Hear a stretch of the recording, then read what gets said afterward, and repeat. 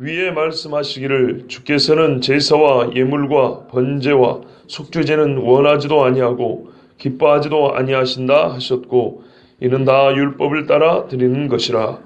그 후에 말씀하시기를 보시옵소서 내가 하나님의 뜻을 행하러 왔나이다 하셨으니 그 첫째 것을 폐하심은 둘째 것을 세우려 하심이라. 이 뜻을 따라 예수 그리스도의 몸을 단번에 들이심으로 말미암아 우리가 거룩함을 얻었노라. 아멘.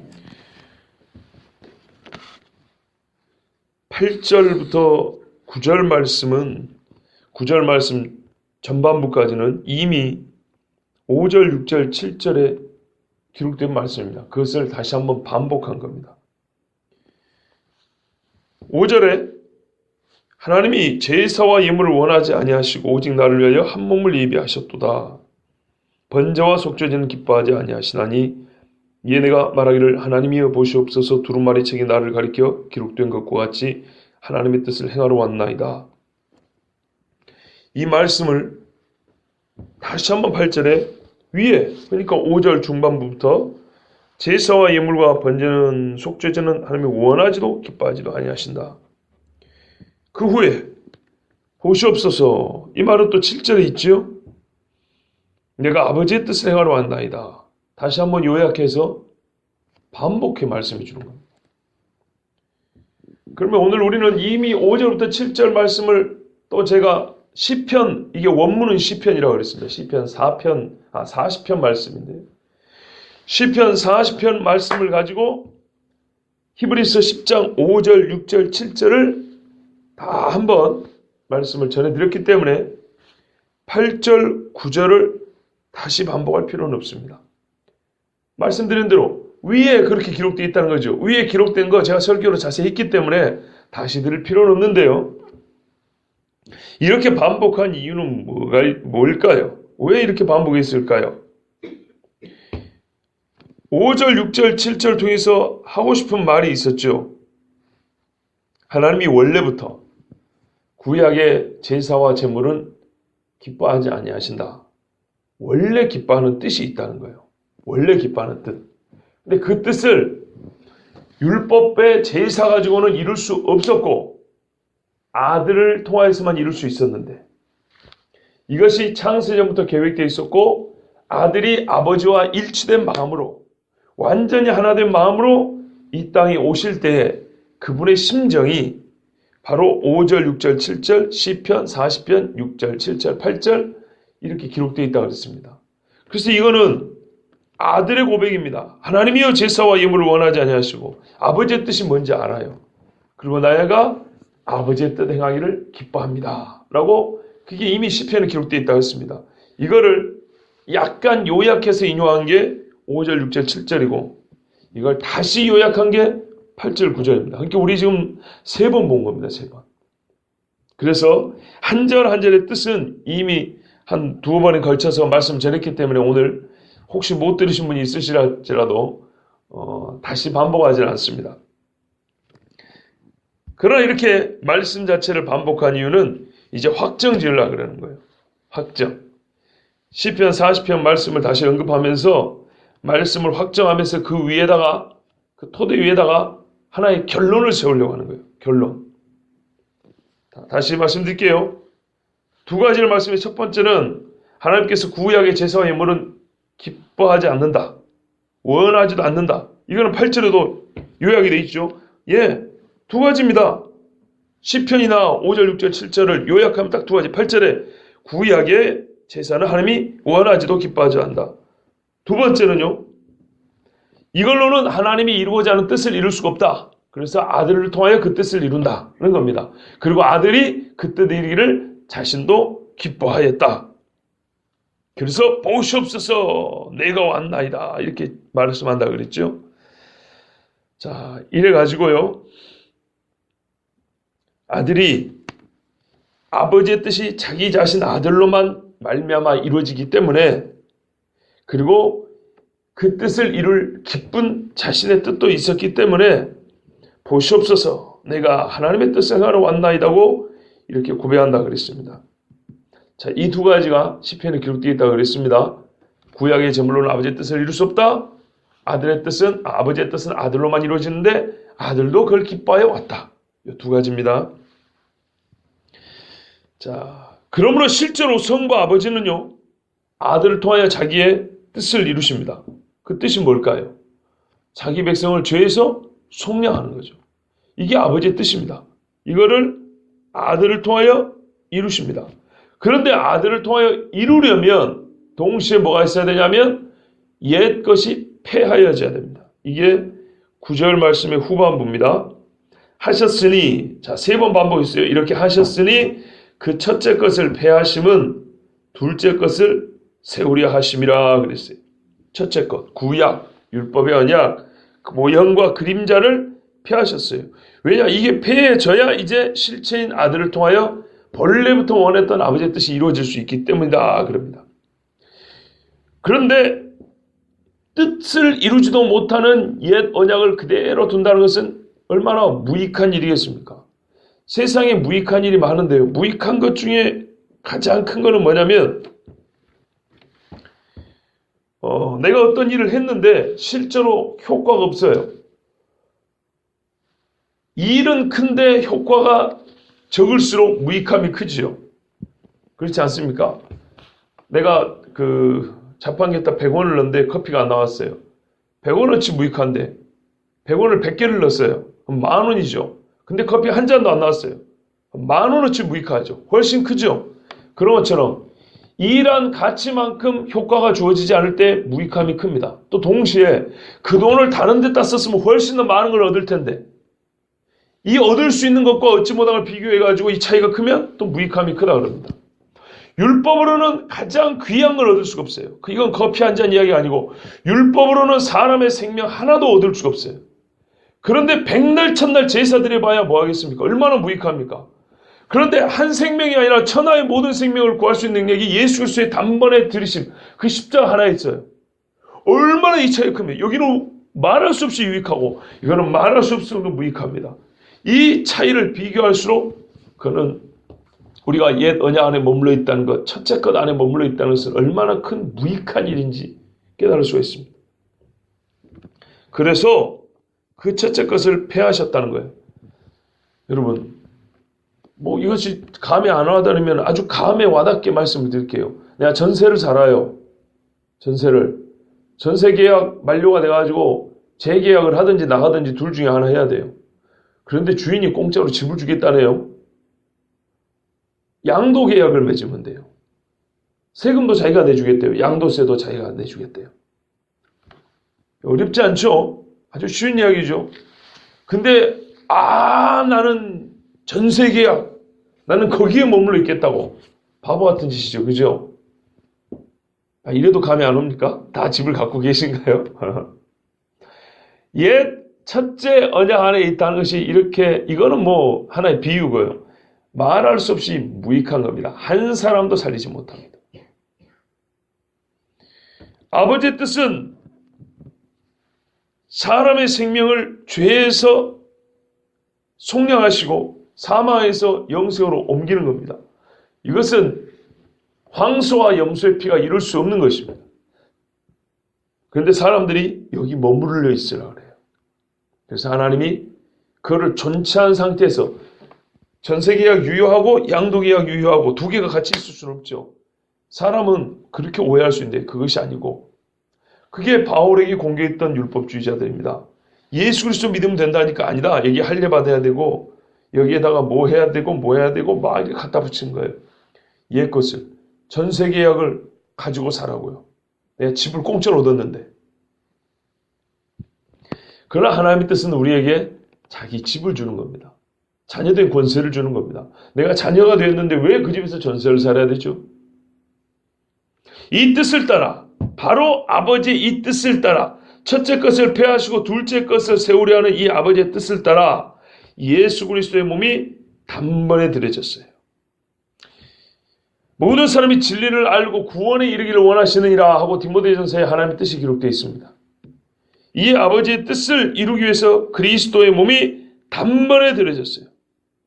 자, 그리고 우리가 이제 무익한 것이 아니고 유익한 것을 얻었어요. 아주 유익한 것. 그게 뭡니까? 10절 맨 마지막에 봐보세요. 뭘 얻었습니까? 우리가 거룩함을 얻었노라 그랬죠. 예, 우리가 얻은 것은 거룩함입니다. 그런데 우리가 이 마음에 단번에 와닿는 말은 구원을 받았느니라거든요. 이 뜻을 따라 예수 그리스도의 몸을 단번에 들이심으로 말미암아 우리가 구원을 받았느니라. 이러면 훨씬 더 마음에 와닿을 거고 아주 이게 딱 부러진 느낌이 들 텐데 또 거룩함을 얻었노라. 왜 이렇게 표현을 했을까요? 여러분, 우리는 지금 예수 그리스도의 죽으심의 효력에 대하여 이야기하고 있는데요. 이거를 지금 구약의 제사와 비교 대조하는 방식으로 사도 바울이 가르쳐주고 있다는 것을 한번 다시 기억할 필요가 있습니다. 구약의 대조입니다. 여러분, 구약의 율법이 어떤 법입니까? 거룩한 법입니다. 거룩의 법입니다. 모든 기물과 행위, 신체의 거룩함과 부정함을 나눈 법이 율법입니다. 그러면 지금 무슨 말이죠? 아까 8절 후반부에 보면 이는 다 율법을 따라 드린 것이라. 율법을 따라 드려봐야 번제와 속죄제를 율법에 따라 드려봐야 이게 뭘 못 줬다는 얘기입니까? 거룩함을 못 줬다는 얘기를 하면서 동시에 예수 그리스도는 구원을 줬다는 이 이중적 의미를 담으려고 거룩함을 얻었느니라 한 거예요. 거룩하다는 것이고 구원받았다는 얘기고 구원을 못 받았다는 얘기는 거룩하지 않다는 얘기고 거룩하지 않다는 얘기는 구원을 못 받았다는 얘기입니다. 즉 율법에서는 우리가 거룩을 얻기 위해서 이 일을 해요. 그런데 율법이 거룩을 못 줬대요. 구원을 못 줬다는 얘기입니다. 근데 예수 그리스도는 구원을 줬어요. 바꿔 말하면 거룩을 줬어요. 율법이 거룩을 주고자 우리에게 이 법이 주어졌다고 생각하는데 실제로 거룩을 못 줬는데 예수 그리스도는 거룩을 줬어요. 그렇죠? 그리고 우리에게 구원을 줬어요. 거룩과 구원은 같은 말을 하는 겁니다. 그런데 지금 바로 구원이라고 말은 됐는데 율법과 비교를 하려니까 거룩이라는 말을 쓴 거예요. 구원 대신에. 왜냐하면 율법은 거룩의 법이니까 그 거룩의 법이 주지 못한 거룩을 예수 그리스도가 줬다는 거예요. 구원이 곧 거룩이라는 얘기입니다. 여러분, 매우 중요한 사실이 있습니다. 거룩한 것과 거룩하지 않은 것을 나눌 수는 있어도 거룩함 자체를 주지 못하는 법이 율법입니다. 우리가 레위기를 또 몇 달 받지, 한 2달 정도 받지 않습니까? 또 출애굽기도 몇 달을 받습니다. 거기서 우리가 본 율법은 뭐냐면요. 거룩한 것과 속된 것을 가리는 법입니다. 율법 어디에도 그 자체, 우리 인간, 죄인 자체를 거룩하게 하는 능력은 없습니다. 만일 나 자신에게 거룩함이 있다면 나와 나 아닌 것. 자, 보세요. 나 자신에게 거룩함이 있다면 나와 나 아닌 것을 가리는데 율법이 아주 유용하게 쓰일 수 있어요. 나 아닌 것은 부정한 거잖아요. 그죠? 그러니까는 내가 자신이 거룩하다면 나 아닌 것과 나를 구별하는데 율법은 매우 유용하게 쓸 수 있지만 문제는 이런 경우입니다. 나 자신이 거룩하지 않을 때, 나 자신이 거룩하지 않은데 나와 무언가가 이렇게 구별되어 있다면 그건 무슨 말입니까? 저거는 거룩하고 나는 거룩하지 않다는 얘기죠. 나는 거룩한 것으로부터 떨어져 나와야 되는 존재입니다. 나 자신에게 거룩이 없다면.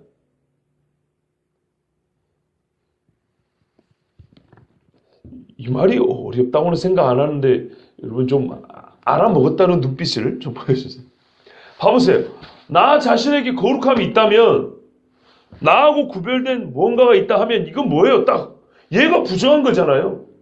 그렇죠? 나 자신에게 거룩함이 있다면 그럼 율법이 딱 오면 얼마나 좋아요. 나는 거룩한데 거룩하지 않은 것들하고 함께 있기 싫어요. 근데 율법이 딱 가려주잖아요. 저건 율법 거룩하지 않으니까 떼어내라고. 얼마나 유용합니까? 그런데요. 나 자신이 거룩하지 않다면 한번 생각해 보세요. 나 자신이 거룩하지 않은데 율법이 와서 거룩한 것과 거룩하지 않은 것을 가려내요. 그건 무슨 말이에요? 나하고 떨어진 것들은 다 거룩하다는 얘기죠. 내가 부정하니까요. 내가 거룩하지 않으니까. 그리고 거룩하지 않은 나하고 떨어져 있는 저 거룩한 것에다가 자꾸 누가 이렇게 막 땡기려고 하면 아니야, 너도 여기 와 있어. 나 돈 안 냈는데 밥 먹으라고 말이죠. 그럼 괜히 미안하죠. 나 부정한데 누군가가 와가지고 너도 저 거룩한 무리 속에 들어가 있어. 자꾸 이렇게 나를 끌어당기려 하면 어쩔까요, 우리 마음이? 괜히 불안하고 부끄럽고 어색하고 막 그러겠죠. 그리고 이런 것을 이름하여 기만이라 그럽니다. 나도 알고 니도 아는 거짓말이죠. 어떤 경우를 말하죠? 나 자신이 거룩하지 않을 때 얘기합니다, 지금. 나 자신이 거룩하지 않을 때는 율법은 아주 무서운 법이고요. 왜냐? 가려내니까요. 두 번째는 누군가 나를 거룩한 것에 포함시키려고 하면 기분은 나쁘지 않을지 모르지만 마음이 불안하고 기만입니다. 그건 기만, 거짓말입니다. 그런데 이제 문제는 이거예요. 사람들이요, 이러한 기만을 좋아해요. 왜냐하면 일단 기분이 별로 안 나쁘거든요. 제가 설교를 많이 해봤는데 회개하세요 소리는 엄청 싫어해요. 진짜입니다. 어제 오전 같은 경우도 절기에 대해서 막 가르쳐 주니까 막 그렇다고 엄청 좋아하더라고요. 막 깨달았다고. 설교 마지막까지 좋았어요. 근데 기도하고 나서 뭔가 분위기가 싹 가라앉았어요. 저는 그런 걸 느껴요. 아마 기도말 중에 뭔가 마음에 걸리는 게 있었나 봐요. 네? 기도말 중에 뭔가 마음을 좀 착잡하게 하는 그런 어구가 한두 개가 있었나 봐요. 대번에 확 가라앉아요. 거짓말인 줄 알지만은 이쁘다 소리 좋죠. 마찬가지예요. 기만인 줄 알지만은 부정한 나를 보고 당신도 괜찮으니까 이 거룩한 곳에 와 있으라고, 거룩한 무리에 들어와 있으라고, 그러면 사람들은요 좋아해요. 거룩하지 않은 줄 알면서도 스스로를 거룩하다 말하고 거룩한 편에 속한 자로 여겨지기를 바랍니다. 그래서 이 율법이 큰 약점인데 바로 이것입니다. 거룩하게 할 능력은 없는데요, 괜히 율법을 지킨 사람은 자기가 거룩한 편에 들어가 있는 것처럼 착각을 하게 만듭니다. 그러니까 이 첫째 것이 폐하여져야 돼요. 진짜 거룩은 예수님으로밖에 주어지지 않는데 아들 예수 그리스도 단번에 드려지면 우리가 거룩을 얻었다 그랬죠. 그런데 봐보세요. 바리새인들 봐보세요. 자기들이 제일 거룩하대요. 예수는 독사 새끼라 그랬는데 지그들은 거룩하대요. 왜요? 율법을 지키니까. 그런데 율법의 실상은 어떻게 해요? 거룩하게 하는 능력이 있는 법이 아니고 거룩한 것과 부정한 것을 갈라내는 능력이 있는 법이에요. 그런데 웃기는 것은 율법 몇 가지 지킨 다음에 자기 존재 자체가 거룩해졌다고 생각을 해요. 깊이 보면 아니란 건 다 알아요. 예수님과 율법사들 대화하는 걸 가만 보면 몇 마디 나오면 자기들의 이 거짓말이 드러나기 때문에 부끄러워해요. 그런데도 불구하고 겉으로 보이는 몇 가지를 지킨 다음에 같은 죄인들끼리니까 막 거드름 피우면서 거룩한 척해요. 율법이 이렇게 사람을 착하게 만들고요, 기만하는 데 써먹는 도구가 돼요. 예? 내가 자녀가 되어가지고 부모로부터 집을 유산으로 얻었는데도 불구하고 어떤 놈이 전세 계약을 갖고 와서 당신은 끝까지 이 집의 세입자라고 말을 하는 거예요. 그러면서 어떻게 해요? 불리한 계약이죠. 그렇지만 당신은 세입자의 권리는 있노라고. 세입자의 권리가 있는 자예요. 나는 이런 집에 전세도 못 사는데 당신은 세입자의 권리가 있다고. 예? 그런 놈의 계약이 무슨 필요가 있어요? 율법이 아들이 주는 자녀의 권한은 못 줘요. 그런데 율법이 주는 건 뭐냐면요, 까딱하면 거룩해진 것 같은 기분을 줘요. 세입자의 권리가 있다고. 거룩해졌다고. 당신이 손 씻고 짐승의 피로 발랐으니까 거룩해졌다고. 이런 착각에 빠진 사람이 나답과 아비유 아닙니까? 제사장 위임시켰습니다. 일반 백성들이 자기들 앞에 다 머리 숙이고 앉아있죠.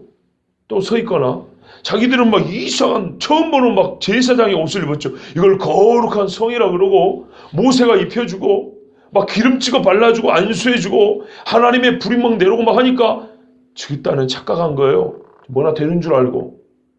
예? 그래서 어떻게 했어요? 하나님이 허락하지 않은 불을 갖고 들어갔죠. 얼마나 멍청한지 봐보세요. 이 불이 거룩하기 때문에 내 허물이 잠시 가려지는 것인데 이 멍청한 놈들은 지들이 멋진 옷 좀 입고 그날 막 하나님 앞에 제사 드리고 뭐 제사장 위임받고 하니까 지그들 자신이 거룩해진 줄 알고 아무 불이나 갖고 하면 내가 바치는 불이니까 하나님 받아줄 줄 알아요. 얼마나 바보 같습니까?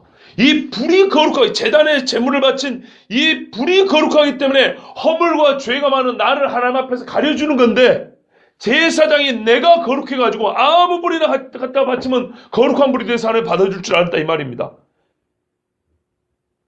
무슨 말씀인지 이해되시죠? 율법이 이런 착각을 일으켜요. 제사장의 옷이 이런 착각을 일으킨다고요. 내가 이 옷 입으면 내가 갑자기 거룩한 존재가 되는 거예요. 그래서 마음을 안수하면 이 사람도 거룩해 돼요. 옛날에 우리 선배 목사님들 중에 그런 오해하신 분들이 있어요. 자기가 기도해갖고 무슨 은사 좀 받잖아요. 그러면 자기가 은사가 없지만 예수 믿고 하나님의 자녀가 된 사람과 똑같이 거룩한 건데 자기만 뭐 특별한 줄 알았어. 자기 마음대로 저주하고 자기 기분 내키는 대로 축복돼요. 자기 스스로가 그렇게 거룩해 온 줄 알고 전혀 그렇지 않습니다. 율법이 이렇게 착각을 하게 만듭니다. 의식적인 정결함이 나의 존재가 거룩해졌다는 착각을 불러일으킵니다. 또는 스스로 거룩함에 속하고 싶은 나머지 의식적인 정결례를 행한 후에 스스로 거룩하다 여겨서 그 이상의 거룩함, 진짜 하나님의 아들로 말미암아 거룩해지는 것은 원하지 않는 자들이 있습니다. 그게 유대인의 역사입니다. 내가 율법을 지켜서 거룩해졌는데 아들이 무슨 필요냐? 그 이상의 거룩함, 진짜 거룩함을 원하지 않아요.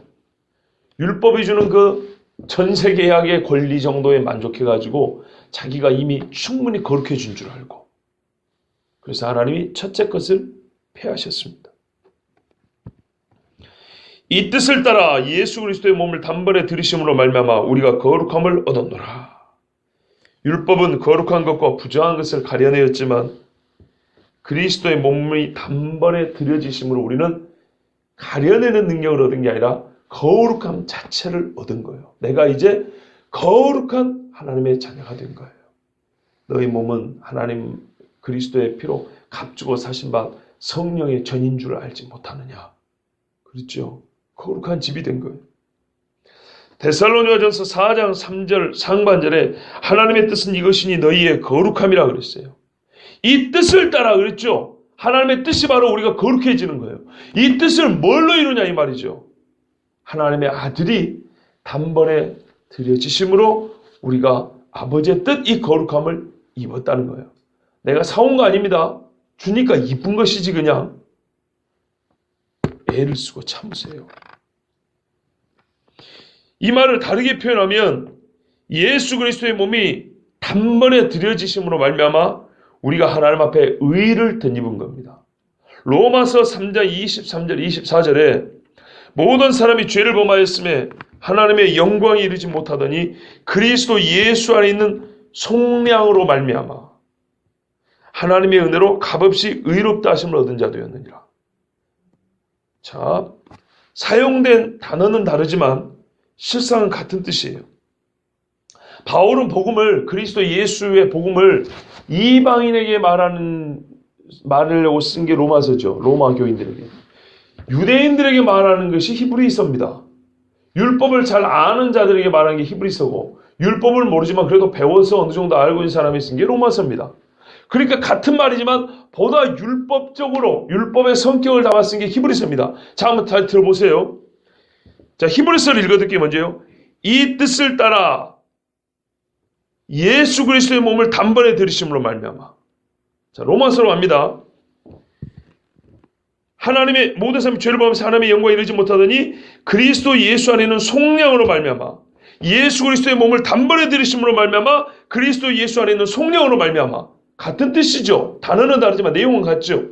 그 다음에요. 히브리서 갑니다. 우리가 거룩함을 얻었노라 값없이 의롭다 하심을 입은 자 되었노라. 이해되시죠? 예. 로마서 히브리서 같은 말씀이에요. 하나는 그가 단번에 들여지심으로 거룩함을 입었노라. 하나는 그의 죽으심으로 말미암아 우리가 의롭담을 얻었느니라. 이거 같은 말 아니에요. 그러니까 의롭담을 받았다는 말은 거룩함이에요. 그러니까 제 말이 이 말이에요. 율법이 어떻게 우리를 의롭다 했냐 이 말이죠. 곧 거룩하게 하지 못했다는 말입니다. 곧 속량으로 말미암으니까 속량받지 못했다는 겁니다. 율법으로는. 하나님께서 우리를 속량하고 의롭다 하시고 거룩하게 하시는 것은 반드시 그의 아들로 말미암아 주신 겁니다.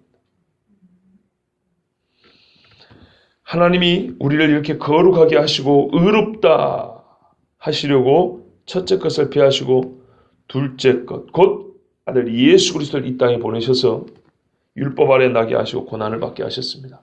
우리가 이미 히브리서 2장에서부터 4장까지 아주 세밀하게 살펴본 말씀입니다. 그리고 아들 예수 그리스도는 아버지의 뜻을 자기 뜻으로 삼아 단번에 자기 몸을 십자가 위에서 속죄제와 번제와 화목제와 속건제로 드리셨습니다. 모든 구약의 제사를 전체적으로 포괄하여 자기 몸으로 다 이루셨습니다. 그래서 우리가 이 예수를 믿고 완전한 거룩함, 하나님 앞에 죄 없다함을 입게 되었습니다. 이 이야기 하려고. 그런데 이 일이 아들의 고난, 아들의 죽음 없이는 불가한 일이 아닙니까? 바로 이 일을 아버지는 뜻하셨고 아들은 기쁨으로 순종하셨다는 겁니다. 그러니 어찌 그리스도 예수의 제물된 자기 몸을 바치심이 구약의 소면말이 염소면말이라고 비교할 수 있겠는가? 이렇게 말씀하고 있습니다. 육신의 정결리를 행한 후에 스스로 거룩하다는 자기 속임에 빠져 있는 자가 아니고 그리스도인은요 진짜로 하나님의 아들의 그 보배로운 피로 죄 씻음을 받고 하나님 앞에 거룩함을 입은 자들입니다. 거룩함을 입은 자들로서 또한 거룩한 자녀의 삶을 살아 하나님께 영광 돌리기를 바랍니다. 기도하겠습니다.